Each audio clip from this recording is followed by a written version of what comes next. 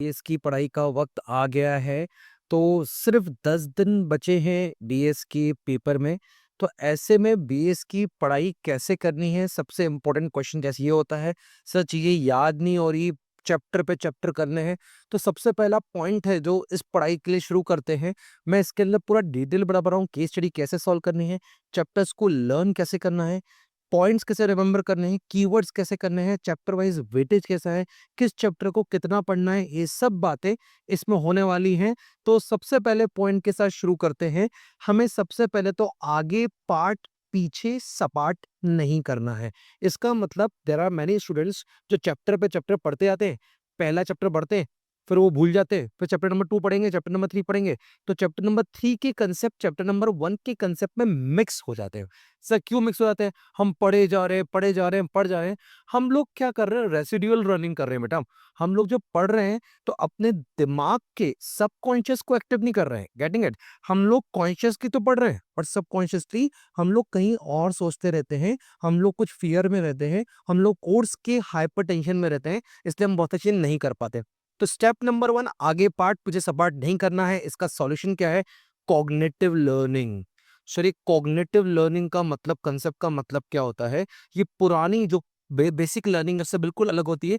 यहाँ पे अपने आप ब्रेन को एक्टिव सिग्नल्स देते हो कि कैसे चीजों को अलाइन करें, कैसे ब्रेन के अलग अलग पार्ट में चीजों को रखें, ताकि जब भी उसको रिकॉल करें तो सिस्टमेटिक वो चीज हमारे पास बाहर आए और सिस्टमेटिक चीजें सेट पड़ी रहे, जैसे आपका ड्रॉ सेट होता है। तो कॉग्निटिव लर्निंग का मतलब ब्रेन को एक्टिवली यूज करना है, सबकॉन्शियस में चीजें सिस्टमेटिक जाके रखनी है, ताकि जब भी वो पॉइंट्स, वो इंपॉर्टेंस, वो लिमिटेशंस अपन रिवाइज करें तो सीरीज अपने पास आ जाए। ठीक है। रूल नंबर 1, कॉग्निटिव लर्निंग को कैसे करते हैं हम? तो सबसे पहला पार्ट होता है use of mnemonics. Use of कैसे करें? तो सर निमोनिक्स का मतलब क्या होता है? तो निमोनिक्स का मतलब होता है कोड वर्ड्स। कोड वर्ड्स बनाओ चैप्टर्स के। जैसे मैं एग्जांपल बताता हूँ आपको, हमारे पास लिमिटेशंस ऑफ प्लानिंग का एक कोड वर्ड बना के रखा है, सिटीज का। तो जब भी लिमिटेशन ऑफ प्लानिंग होता है तो मैं और मेरा स्टूडेंट बोलते हैं सिटी स्कार। ठीक है ना? तो प्लानिंग का सबसे मूल्य, तो सी से क्या है? Controlling base. प्लानिंग अगर मैं बात करूं तो जो कंट्रोलिंग के लिए बेस बनाती है वो हमेशा सही होगा, नॉट नॉट नेसेसरी। ठीक है ना? तो प्लानिंग से कंट्रोलिंग बेस सही होगा, ये सही नहीं है, नॉट नेसेसरी। टी से होता है टाइम कंज्यूमिंग। एस से सक्सेस नॉट गारंटीड। अगर आपने प्लान बहुत अच्छे करे हुए हैं तो भी सक्सेस बहुत बार गारंटीड नहीं होती, because planning involve future, external environment, तो सक्सेस नॉट गारंटी। सी से क्या होता है? कॉस्टली। अगर आप प्लानिंग कर रहे हो तो आपको रिसोर्सेज लगाने पड़ेंगे, तो कॉस्टली। ए से lack of accuracy, because future के लिए आप एस्टिमेट्स बना सकते हो, लेकिन क्या वो आपके एस्टिमेट एक्यूरेट होंगे? Not necessary. और आर से रिजेक्ट। तो इसका कोड वर्ड क्या हो गया बेटा? City scar. ऐसे अगर आप हर चैप्टर के लिमिटेशंस, इंपॉर्टेंस, फीचर्स के अगर कुछ निमोनिक्स यूज करके, कुछ कोड वर्ड यूज करके चैप्टर को शॉर्ट में कर सकते हो, तो कहीं ना कहीं जो पूरा बीएस है, जो आपको इतनी बड़ी बड़ी बुक्स दिख रही है, वो इजी हो जाएंगी। हमने पूरे बीएस के कोर्स को, 12 चैप्टर्स को 20 पन्नों में समराइज कर लिया है। उस 20 पन्नों से बाहर कोई केस स्टडी नहीं जा रही। उसके अंदर सारे कीवर्ड्स भी हैं, सारे चार्ट्स भी हैं, सारे डायग्राम भी हैं। तो कोई बच्चा कोई भी पेपर लेके बैठता है तो वो 20 पन्नों के अंदर वो चीजें सॉर्ट आउट हो जाती हैं। सेकंड टेक्निक पे आता हूँ, कॉग्निटिव लर्निंग की फ्लो चार्ट्स। जब आप कोई भी चीज पढ़ रहे हो तो अपने दिमाग को सिग्नल भेजो। जैसे फॉर एग्जांपल अगर आप कंट्रोलिंग की प्रोसेस पढ़ रहे हो, तो कंट्रोलिंग की प्रोसेस में पहली स्टेप क्या होगी? Setting standards. Setting standards, controlling मतलब क्या?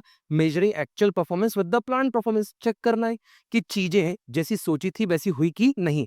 तो सेटिंग स्टैंडर्ड, दिमाग लाके बोलो, चलो अपना स्टैंडर्ड है कि इस साल 10 लाख का क्या मिलेगा? रेवेन्यू। मतलब 10 लाख का रेवेन्यू मतलब सेल्स होनी चाहिए। 2 लाख का क्या होना चाहिए? प्रॉफिट होना चाहिए। स्टैंडर्ड बनाती है। और 1,000 का क्या होना चाहिए? प्रोडक्शन। एग्जाम्पल पढ़ लिया अपन ने, सेटिंग स्टैंडर्ड।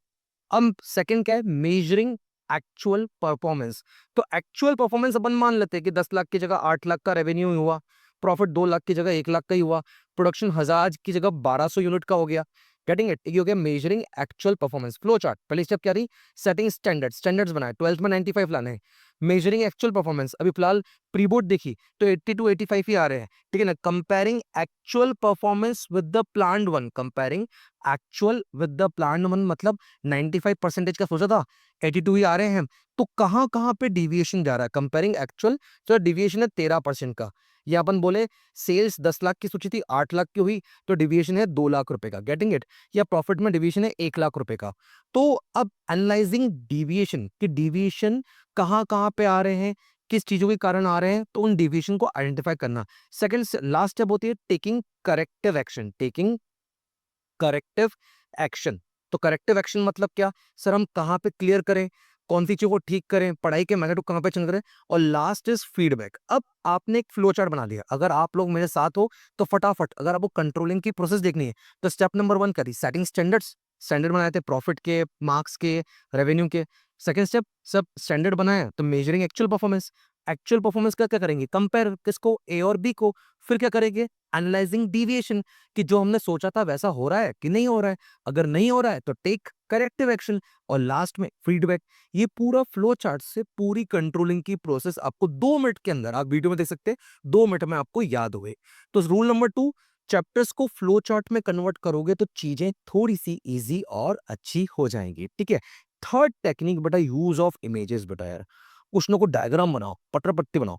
जैसे मैं एग्जांपल बताता हूं, अगर एक क्वेश्चन आता है आपको, factors affecting working capital, factors affecting working capital of the business, के बिजनेस में वर्किंग कैपिटल कितनी और कैसी यूज होनी चाहिए, कितनी होनी चाहिए। तो सबसे पहले मैंने बना दिया, देखो स्केल बनती है ना, इसको लिख दिया स्केल ऑफ ऑपरेशन। क्या बना दिया? Scale of operation. बचपन में अपन स्केल यूज करते हैं ना बेटा, scale of operation. Second point है इसी के अंदर, अपन पहिया बनाते हैं ना। एक पॉइंट है इसमें प्रोडक्शन साइकिल, साइकिल मतलब पहिया, बिजनेस साइकिल, ऑपरेटिंग साइकिल। तो अपन ने अपनी गाड़ी के 3 पहिए बना दिए। पहले क्या बनाया? Scale of operation. फिर क्या कर दिया? Production cycle, business cycle, operating cycle. आगे एक बत्ती बना रहे हैं, पीछे भी एक बत्ती बना रहे हैं। आगे की बत्ती को अपन बोल देते हैं टेक्नोलॉजी, कि आपके बिजनेस में नई टेक्नोलॉजी है कि पुरानी टेक्नोलॉजी है। और पीछे बनाते हैं technique of production, technique of production. तो सर बत्ती मतलब टेक्नोलॉजी, आगे टेक्नोलॉजी, इसलिए टेक्निक ऑफ प्रोडक्शन। ठीक है बेटा। अब इस गाड़ी के 2 भोपों मतलब हॉर्न बना देते हैं। हॉर्न, हॉर्न का मतलब क्या हो गया? क्रेडिट अवेल्ड है, कि आपको बिजनेस में कितने की क्रेडिट मिलती है। और यहां पे आ जाएगा आपके पास क्रेडिट अलाउड। यहां पे क्या हो जाएगा आपके पास? Credit allowed. ठीक है। अब ये गाड़ी जा रही है रास्ते में, और रास्ते में बढ़ रहे बादल आ गए। ठीक है ना, बादल आ गए तो बारिश तो पड़ेगी। बादल का मतलब नेचर, और नेचर का मतलब नेचर ऑफ बिजनेस। बादल का मतलब नेचर, और नेचर का मतलब क्या? Nature of business. फिर पड़ रही है बारिश। बताओ बारिश का मतलब क्या? बारिश का मतलब है सीजनल फ्लक्चुएशन। बारिश का मतलब क्या है? Seasonal fluctuation. और आखिरी में आ रहा है बेटा, अगर मैं आपको बात बताऊं, तो आखिरी में पेड़ उगेगा इस बारिश के साथ। और पेड़ का मतलब ही है, उगने का मतलब है क्या? ग्रोथ। अब अगर कोई बच्चा बोले कि इस पूरे को फैक्टर्स अफेक्टिंग वर्किंग कैपिटल के 12 पॉइंट थे, आपने सब याद कर लिए, सर कैसे? नंबर 1 क्या बनाई बेटा? स्केल। क्या बनाई? चलो स्केल, स्केल ऑफ ऑपरेशन। ठीक है ना। फिर क्या बनाया? Production cycle, operating cycle, business cycle. Production cycle, operating cycle, business cycle. ठीक है ना। 2 बत्तियां, बत्तियों का मतलब क्या? टेक्नोलॉजी और टेक्निक, टेक्नोलॉजी और टेक्निक। सर फिर हमने क्या बनाया? भोपो। क्या बनाया? ऐसे भोपो। ठीक है ना, आगे और पीछे दोनों अपनी गाड़ी के भोपो। यहाँ पे क्या है? Credit avail, credit allowed. गाड़ी चल रही है, टिक टिक टिक टिक टिक, क्या आ गया? बादल। बादल का मतलब ही क्या हो गया? Nature of business. ठीक है। फिर हमने क्या कर दी? बारिश बरसा दी। बारिश का मतलब क्या हो गया? Seasonal fluctuation. और बारिश के वजह से पेड़ उग गया, क्या हो गया? ग्रोथ। अब ये 12 पॉइंट जो बच्चे को कभी पूरे याद नहीं होंगे, तो क्या उसको याद हो जाएंगे? हाँ यार बेटा, ये उसको याद हो जाएंगे। और यही सबसे क्वालिटी बात है अगर बिजनेस स्टडीज की। अगर अपन ऐसे कहानी बना के, इमेजेस बना के चीजें करेंगे तो चीजें हो जाएगी। जैसे अगर कुछ कहानी बना लो किसी किसी चीज के लिए, कहानी कैसे बना लें? अगर मैं बात करूं, कोई भी टॉपिक याद करना हो, तो अगर मैं बात करूं कि आपको फैक्टर्स, बात करें इंपॉर्टेंस ऑफ बिजनेस एनवायरनमेंट पढ़नी, क्या पढ़नी है? Importance of business environment. तो आप तो इसको समझो, बिजनेस एनवायरनमेंट मतलब अपने स्कूल का एनवायरनमेंट, अपने कॉलोनी का एनवायरनमेंट। और अपने एनवायरनमेंट में अपने को एक ही चीज पसंद आती है, वो है अपनी सुंदर कन्या। ठीक है ना। तो आपको ये सुंदर कन्या बड़ी पसंद आई है, और सब कुछ आप इसके लिए करने को तैयार हो। तो ये कन्या है आपकी, जिसको आपको पटाना है। तो ये कन्या आपके लिए पहली बात क्या है? Identify the opportunity, identify the opportunity and take first more advantage, take first more advantage, more advantage. बड़े बड़े पॉइंट है इंपॉर्टेंस ऑफ बिजनेस एनवायरनमेंट के। तो अपन कहानी बना रहे हैं, अपने को सुंदर कन्या दिखी, तो अपने लिए क्या है अपॉर्चुनिटी, जिसको सबसे पहले दिखेगी वही ट्राई कर पाएगा। तो identify the opportunity and take first more advantage, ठीक है ना सर। जैसे ये दिखी तो हमने इसकी थोड़ी इंक्वायरी निकाली, कौन सी बिल्डिंग में रहती है, कहाँ पे रहती है, कौन क्या क्या बताता हूँ। इसको बोलते हैं making planning and policy making. Planning and policy making, इसका मतलब क्या? प्लानिंग एंड पॉलिसी मेकिंग मतलब कौन सी क्लास में है, कौन से स्कूल में है, पापा क्या करते हैं, मम्मी क्या करती हैं, पापा कब जाते हैं, मम्मी कब आती है, ये सब बातें अपने को पता होनी चाहिए। Planning and policy making. अब अपन बिल्कुल तैयार होके बिल्कुल चौकीदार से बात करके उसकी बिल्डिंग बिल्डिंग में घुस गए, तो कहीं ना कहीं अपन वहां तक तो पहुंच गए। इसमें अपने में क्या हो गई? Improvement, improvement in performance. अपनी परफॉर्मेंस क्या हो गई? इम्प्रूव। अपन ने नंबर नंबर निकाल लिया, पहुंच गए। लेकिन उसके घर के बाहर ही हमको मिल गया एक डॉगी। क्या मिल गया? एक ये कुत्ता, ठीक है ना। ये हो गया अपना कुत्ता। तो ये जो कुत्ता मिल गया अपने को, ये अपना थ्रेट है। Identify the threat and take early warning signal. Early warning signal. तो एक कुत्ता मिल गया, कुत्ता भोगो करके गया, तो उस दिन तो अपने को वापस जाना पड़ा। अब अपन ने क्या करा? दूसरे दिन कुछ नशे वाले बिस्किट बिस्किट लेके गए, कुत्ते को खिलाए, और कुत्ता आउट और आप इन। इससे वापस से क्या हो गई आपके पास? Improvement in performance. क्या ले गए सर? नशे वाले बिस्किट। कौन से वाले बिस्किट? नशे वाले बिस्किट। तो जैसे ही अपन घर के अंदर घुसे, बातचीत हो रही थी, उसने बातचीत करी, कॉफी बनाने जा रही थी, इतने में पापा जो कि योगा जाते हैं, अगर अपन बात करें, वो अपना मैट भूल गए थे और पापा वापस आ गए, जबकि पापा अभी आने नहीं वाले थे। तो ये क्या हुआ? पापा का आना तय था कि नहीं था? सर नहीं था। तो ये हो गया रैपिड चेंजेस। क्या हो गया? Rapid changes in environment. तो coping with the rapid changes in environment. और लास्ट, अपन झट से भागे। अपने को पीछे से उसके रूम का दरवाजा पता था, रूम से बाथरूम का दरवाजा, बाथरूम के बाहर पाइप था, पाइप मतलब टैप, टैप को पढ़ा tapping and assembling, tapping and assembling useful resources, tapping and assembling useful resources. अगर अपन बात करें तो क्या पूरा बीएस याद हो गया? हाँ यार दोस्तों, पूरा बीएस ऐसे याद हो गया। तो सर क्या कहीं कहानी, कहीं निमोनिक्स, कहीं कोड वर्ड्स, कहीं पॉइंट्स का, इन सब से हम बीएस को याद कर सकते हैं? यस, याद कर सकते हैं। बुक की लैंग्वेज भी याद कर सकते हैं अगर अपन चाहे तो, ठीक है ना। तो रीड रीड रीड। आपको ये बात तो कंफर्म है कि बुक जो भी क्वेश्चंस आएंगे बोर्ड्स के, वो आपकी एनसीईआरटी, जो कि एनसीईआरटी का दूसरा नाम है, अगर मैं बात करूं संदीप गर्ग, क्योंकि उसमें एनसीईआरटी सिंप्लीफाइड करके दी हुई है। तो बच्चों को स्कूल में बोलते हैं एनसीईआरटी फॉलो करो, बिल्कुल एनसीईआरटी फॉलो करो, बट एक और बात ध्यान रखो, एनसीईआरटी पढ़ना थोड़ा सा बोरिंग लगता है। तो आप चाहो तो संदीप गर्ग की लैंग्वेज और पॉइंट्स बिल्कुल एनसीईआरटी जैसे ही हैं, तो आप वैसे भी कर सकते हैं। अभी हमने पढ़ा कि सर पूरे चैप्टर, पूरे कोर्स को शॉर्ट कैसे करें। शॉर्ट करेंगे तो 20 पन्नों में कैसे कन्वर्ट करें, ताकि पूरा चैप्टर, ऐसे बिल्कुल बोलते हैं ना, जैसे वो ऋतिक को याद हो जाता कोई मिल गया वाले, जादू की शक्ति आने का आता है, सबको पूरा पूरा चीजें याद हो जाए, ठीक है ना। ये चीज हमने पहला पार्ट पढ़ी, ठीक है। तो आप निमोनिक्स यूज करेंगे, आप कहानियां बनाएंगे। सर अब इसके बाद क्या? उसके बाद क्या? अगर अपन बात करें, अब आता है नेक्स्ट चीज बेटा, कीवर्ड्स। कीवर्ड्स तो आपको रटने ही पड़ेंगे। सर क्या कीवर्ड्स का कोई चार्ट बना हुआ है? पूरा चार्ट बना हुआ है, पूरा दूंगा भी मैं आपको। तो कीवर्ड्स मतलब कीवर्ड्स तो रटने ही पड़ेंगे, क्योंकि अगर आपको एमसीक्यू क्रैक करना है, केस स्टडी क्रैक करना है, एग्जामिनर का दिल जीतना है, उसको अट्रैक्ट करने के लिए आपको कीवर्ड्स, क्योंकि अल्टीमेटली जब क्वेश्चन में केस स्टडी आती है, तो आपको एक ही केस स्टडी के अंदर आपको प्लानिंग की भी केस स्टडी दिखेगी, ऑर्गेनाइजिंग की भी केस स्टडी लगेगी। आप बोलोगे सर देखो प्लानिंग के बारे में दिया हुआ है, बोल रहे हैं ऑर्गेनाइजिंग के बारे में, तो क्या ऐसा हो सकता है? हाँ बेटा, इसलिए अपने को बुक के अंदर के कीवर्ड्स पढ़ने पड़ेंगे। इसका मतलब कैसा? बुक की रीडिंग भी करनी पड़ेगी। हाँ, रीडिंग करनी पड़ेगी, कॉग्निटिव रीडिंग, समझ समझ के, अंडरलाइन करते करते अपन रीडिंग करेंगे। तो अंडरलाइन से क्या कीवर्ड्स छांट लेंगे। कुछ कीवर्ड्स मैं भी दे दूंगा कि ये वर्ड आया तो यही आंसर है, ये वर्ड आया तो यही आंसर है। बेटा एमसीक्यू में यहाँ पे लटक जाते हैं अपन। क्यों लटक जाते हैं? क्योंकि अपन कीवर्ड्स को डिकोड नहीं कर पाते, अपने को दोनों आंसर सही लगते हैं। कभी कभी वो मैनेजमेंट का फंक्शन पूछ रहा है और आप बोल देते हो फंक्शन के पार्ट्स। फॉर एग्जांपल मैनेजमेंट के 5 ही फंक्शन है, जो अपन 5 पी पढ़ते हैं प्रैक्टिकली। अगर अपन बात करें तो मार्केटिंग के 5 ही पी हैं। अब हम मार्केटिंग के पी के ऊपर अगर अपन बात करें, वैसे तो ऑफिशियली 7 पी होते हैं, आपकी कोर्स में फिलहाल 4 है, तो उसके ऊपर अपन फोकस करेंगे। तो क्या कीवर्ड्स रटना बहुत जरूरी है, बहुत ज्यादा जरूरी है। नेक्स्ट क्वेश्चन आता है, सर पढ़ तो लिया, पेपर कैसे लिखे? तो पेपर सबसे पहले क्रिस्प होना चाहिए, नाजोस की तरह। इसका मतलब क्या?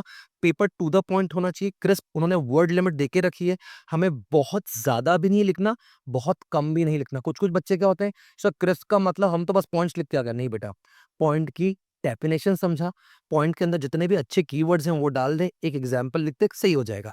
डायरेक्ट टू द पॉइंट, सीधी बात, नो बकवास। कुछ कुछ बच्चे बीएस के पेपर को है ना जनरल नॉलेज के पेपर लिख देते हैं, उनको लगता है वो हिस्ट्री लिख रहे हैं। अरे नहीं बॉस, बीएस है, टू द पॉइंट आंसर लिखो, डायरेक्ट आंसर लिखो।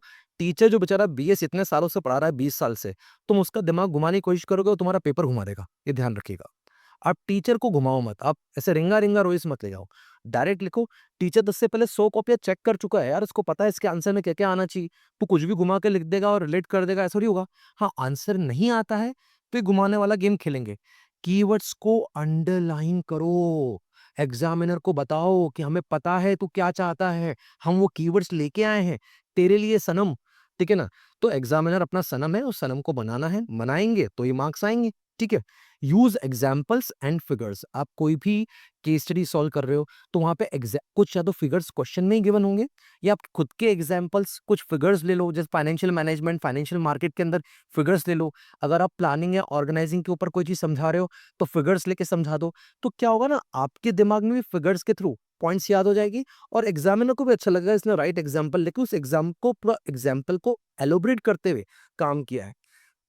कभी भी कोई केस स्टडी सॉल्व कर रहे हो तो उसमें facts of the case study किस बारे में है, उसकी इंपॉर्टेंस, उसकी रिलेशनशिप कहाँ से, किस चैप्टर से है, तो वो सब चीजें बतानी पड़ेंगी। अगर वो सब बताने में कामयाब रहे तो सब कुछ सिस्टमेटिक और अच्छे से हो जाएगा। ठीक है? और रिलेटिवनेस का ध्यान रखना कि केस स्टडी किस चीज के बारे में पूछ रही है। पूरी केस स्टडी में कुछ भी बात बोलेंगे, एंड में जो क्वेश्चन पूछा है, राइट क्वेश्चन जो पूछा है उसका आंसर देना है। केस स्टडी में आपको घुमाएंगे कि इसमें ये बात भी है, ये बात भी है। आपको प्लानिंग, फॉर एग्जांपल प्लानिंग पे कोई केस स्टडी आ जाएगी तो प्लानिंग की सारी लिमिटेशन पूछ ले, दे देंगे उसके अंदर।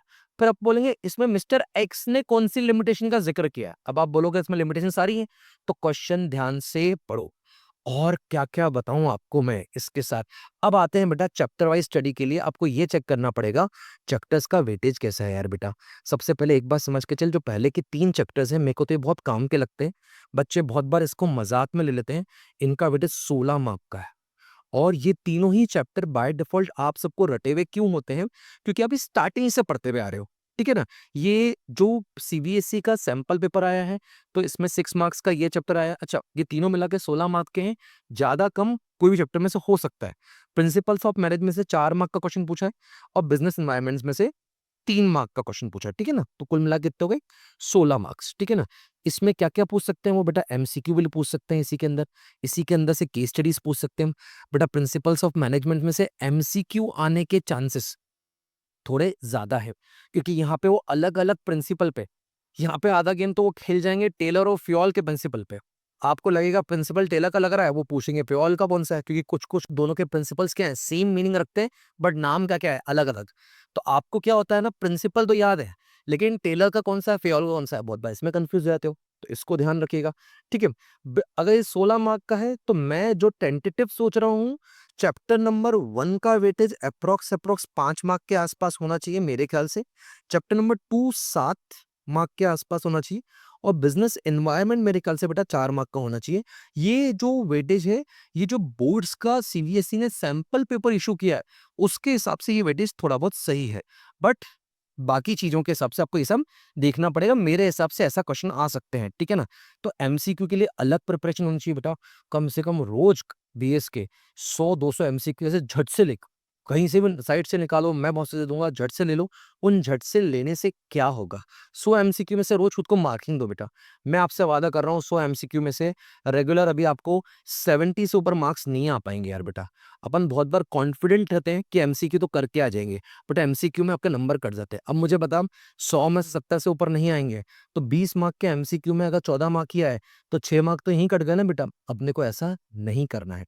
तो पहले के 3 chapter, nature and significance of management, principle of management और बिजनेस एनवायरनमेंट। नेक्स्ट चीज पे चलते हैं बेटा, ये 2 एरिया आप कभी इज्जत ही नहीं करते हो की, कि ये 2 चैप्टर 14 मार्क के हैं। मैं बोलूँगा वेरी ईज़ी एंड स्कोरिंग। क्योंकि प्लानिंग मेरे ख्याल से अगर कोई 2 आवर्स ढंग से पढ़े, वैसे 2 आवर्स भी ज़्यादा बोल रहा हूँ, लेकिन 2 आवर्स के अंदर प्लानिंग खत्म हो जाता है। ऑर्गेनाइजिंग 4 टू 5 आवर्स लेगा, है ना? 4 टू 5 आवर्स लेगा विथ केस स्टडी बता रहा हूँ। तो सर इतनी जल्दी चैप्टर हो कैसे जाता है? अरे निमोनिक्स यूज़ करना, चैप्टर का फ्लो चार्ट बनाना, सबसे पहले चैप्टर के हम देख लें, ये रहा चैप्टर। अगर मैं एग्जांपल बात करूं तो कोई मुझसे पूछेगा सर प्लानिंग क्या है, मैंने देख प्लानिंग में पहले तो प्रोसेस है। प्लानिंग क्या होता है? Planning is what is to be done, why is to be done, how is to done, for whom it is to done. ये प्लानिंग की डेफिनेशन हो गई। इसमें फीचर्स आएंगी, इंपॉर्टेंस आएगी, लिमिटेशन आएगी और टाइप्स ऑफ प्लान्स आएंगे। इसके अलावा प्लानिंग में कुछ नहीं है। अगर तो ऐसे समझ के पड़ेगा। ऑर्गेनाइजिंग में अगर अपन बात करें तो ऑर्गेनाइजिंग की जो प्रोसेस है वो आएगी, फंक्शनल डिविजनल आएगा, हाँ सर, डिसेंट्रलाइजेशन डेलीगेशन आएगा, इनकी इंपॉर्टेंस आएगी, चैप्टर खत्म। अगर चैप्टर को ऐसे पढ़ोगे तो क्या चैप्टर समझ में आएगा? बहुत ज्यादा अच्छे से समझ में आएगा। 14 मार्क का है बेटा।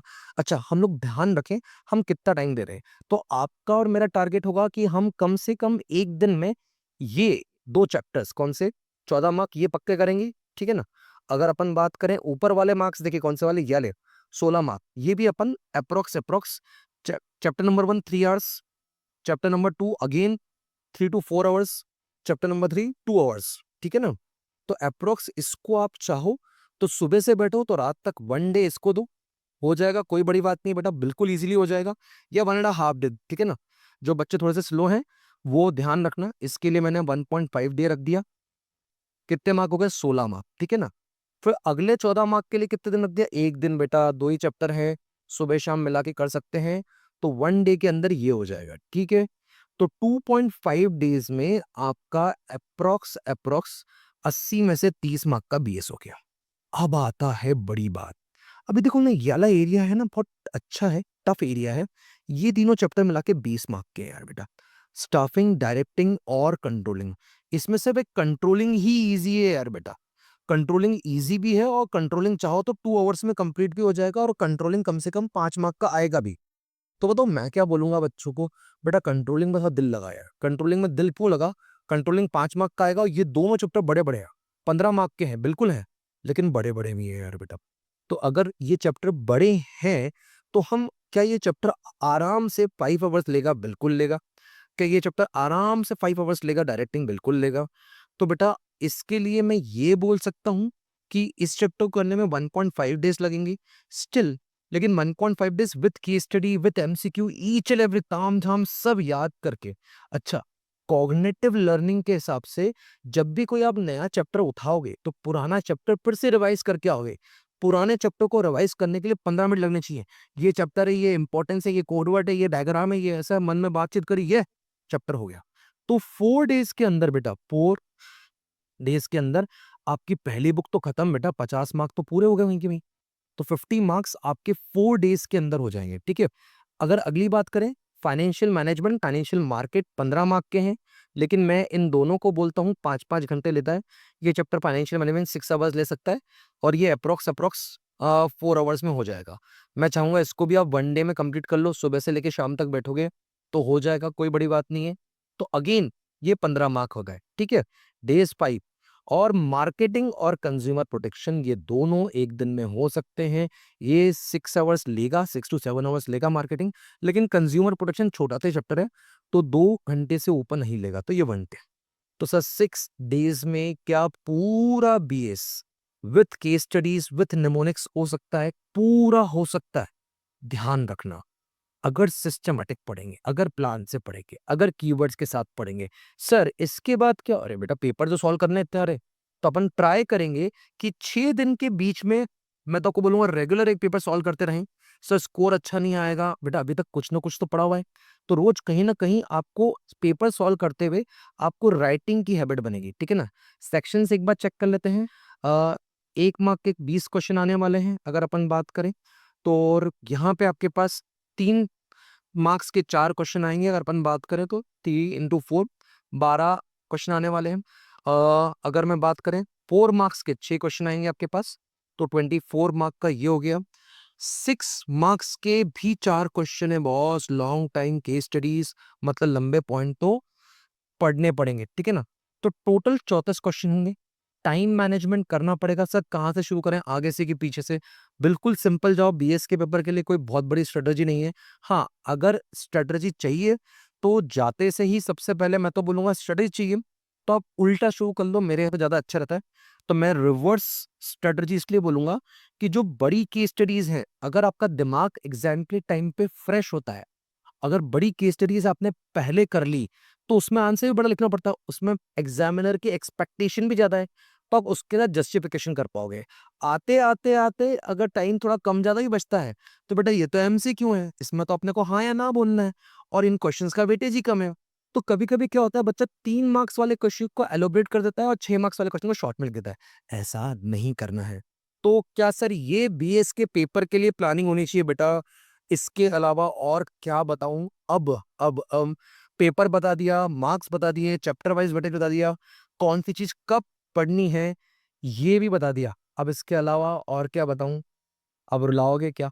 तो इसी के साथ all the best to all of you. पढ़ के आना, पेपर तुम्हारा है, ज़िंदगी तुम्हारी है, करियर तुम्हारा है। Wish you all the very best from my side.